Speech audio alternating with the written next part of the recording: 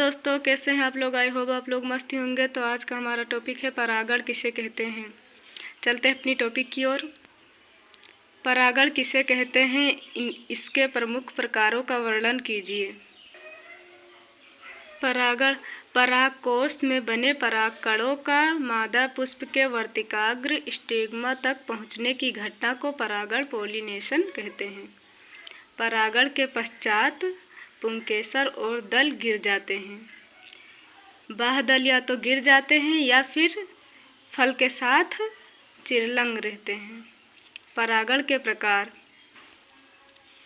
परागण दो प्रकार के होते हैं, स्वपरागण, परपरागण। स्वपरागण में देखते हैं।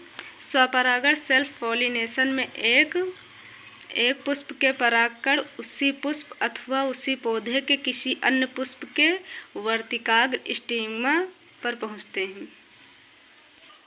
परपरागण में देखते हैं, इस क्रिया में एक पुष्प के परागकण उसी जाति के दूसरे पौधों के पुष्प के वर्तिकाग्र पर पहुँचते हैं। यहाँ पर दोनों पुष्प दो अलग अलग पौधों पर स्थित हैं, चाहे वे एक लिंगी हों या द्विलिंगी हों। परपरागण क्रिया का मुख्य लक्षण यह होता है कि इसमें बीज उत्पन्न करने के लिए एक ही जाति के दो पौधे भाग लेते हैं। परागण में बताया गया है कि परागकोश में बने परागकणों का मादा पुष्प के वर्तिकाग्र तक पहुँचने की घटना को परागण कहते हैं। परागण के पश्चात पुंकेसर और दल गिर जाते हैं। बाह्यदल या तो गिर जाते हैं या फल में चिरलंग रहते हैं। इनके प्रकार में बताया गया है कि स्वपरागण, स्वपरागण में एक पुष्प के परागकण उसी पुष्प, एक ही पुष्प में उसी पुष्प अथवा उसी पौधे में, एक पौधे के परागकण उसी पुष्प अथवा उसी पौधे के किसी अन्य पुष्प के वर्तिकाग्र पर पहुँचते हैं।